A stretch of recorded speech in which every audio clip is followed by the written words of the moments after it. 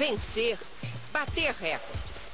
A história da campeã Joana Maranhão sempre foi cheia de provas, desde muito menina.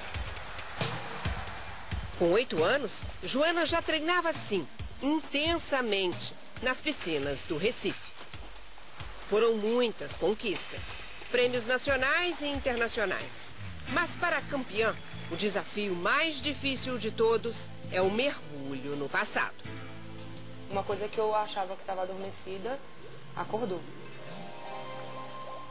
O pesadelo de Joana veio à tona. Afinal, quem era aquele homem? Mestre na piscina, amigo da família dela e acusado de abuso sexual contra a menina?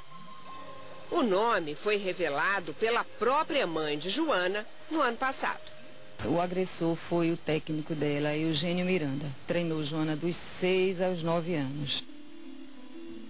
Eu tinha medo de falar porque as nossas famílias eram muito próximas, então eu tinha medo que ninguém acreditasse em mim. Acho que eu empurrei isso para debaixo do tapete o máximo de tempo que eu pude.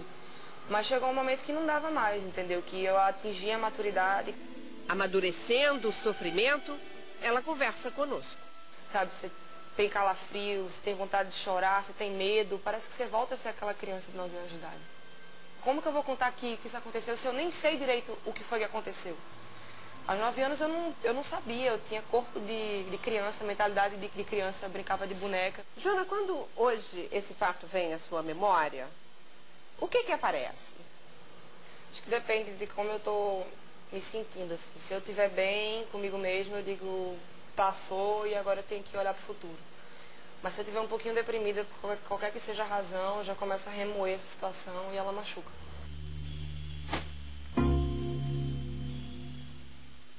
Uma dor que ainda pode ser mais forte. De acusadora, Joana passou a acusada. Pela lei, o abuso sexual na infância e na adolescência tem que ser denunciado até a vítima completar 19 anos. Depois, a justiça desconsidera o crime.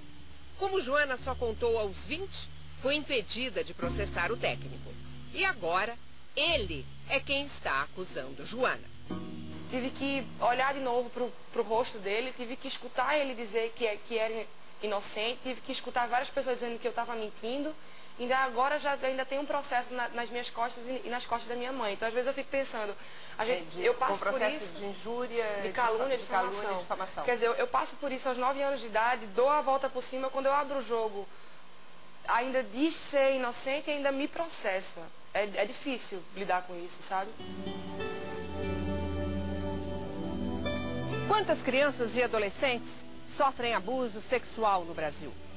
Quantos são os abusadores? Não há registro oficial, nem de quantos crimes chegaram a julgamento. Mas em pequenas cidades, no interior do Norte e do Nordeste, encontramos exemplos de gente destemida, que rompeu o silêncio desta agressão tão violenta. Joelma não se intimidou. Botou na cadeia 3 vizinhos que se aproveitaram da inocência da filha e de uma sobrinha, que estavam com 9 anos. Então a gente diz, você é doida. Digo assim, eu não tenho medo não, porque eu só tenho medo daquele Pai do céu. A chuva quebrou um galho. A alegria da garotada está de volta ao pequeno município de Arara, no interior da Paraíba. Mas no ano passado, as únicas rodas por aqui eram de adultos. E o assunto, sempre o mesmo. A filha e a sobrinha de Joelma atacadas pelos 3 vizinhos. O que você sentiu quando você soube que a sua filha tinha sido abusada? Eu senti um desgosto muito grande, né? Porque é um pedaço da gente, né? Aí eu tomei a providência. Joelma acreditou na filha e na sobrinha e foi à luta. Para a surpresa dos moradores da cidade, denunciou os 3 abusadores. Mas foi só ela registrar a queixa que as pressões começaram.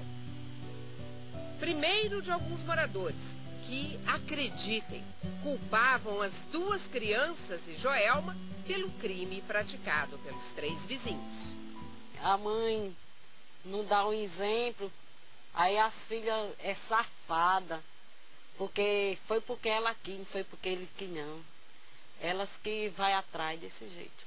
Porque aqui o machismo é muito forte, né? O homem sempre tem razão. Né? A mulher tem que ser de cabeça erguida e passar por cima. A outra pressão foi financeira.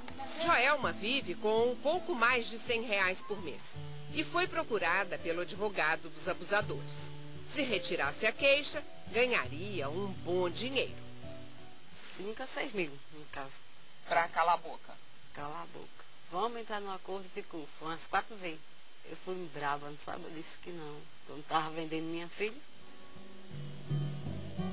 Joelma só descansou quando os 3 criminosos foram julgados e condenados a 7 anos de prisão. Com a ajuda de psicólogos, a filha está conseguindo superar o trauma. Se eu não tivesse conseguido, hoje em dia eu era uma fracassada. A dor dos pais. Como explicar a tragédia de Catandu?